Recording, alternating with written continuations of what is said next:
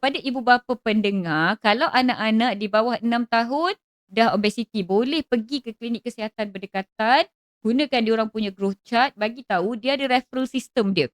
Dan kalau kanak-kanak yang 6 tahun sampai 18 tahun pun berada dalam lingkungan obesiti, pergi terus ke klinik kesihatan berdekatan. Diorang akan mula-mula jumpa MO, lepas tu jumpa family medicine specialist, akan refer ke dietitian dan at one point akan dirujuk kepada pakar endokrinologi, Mhm.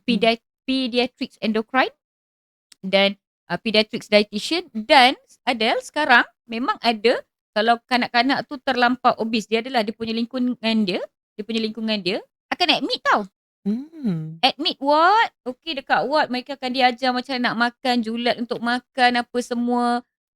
Memang betul-betul sampai berat dia turun seperti yang ditarget, baru discharge balik. Faham. So memang akan ada treatment daripada doktor dan juga daripada dietitian, psikologis pun akan diberi referral juga sebab struggle kanak-kanak tu kan macam Adele go through, dia dah you punya sejarah hitam. Kita tak nak Hmm. kanak-kanak go through sejarah sebegitu, macam you kata ada yang DM takut nak keluar rumah Betul, semua.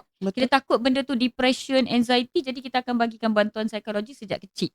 Benda tu sekarang pathway tu dah ada. Tapi saya minta maaf lah when you were young, waktu you kecil Hmm. memang I rasa 20 tahun yang lepas benda tu tak ada lagi ataupun kurang awareness lah. Ya, jadi sama-sama Adele dan saya sama-sama menyampaikan awareness ini kepada netizen di luar sana. Kalau yang rasa kos menjadi satu isu, pergi je ke government. Tak ada masalah.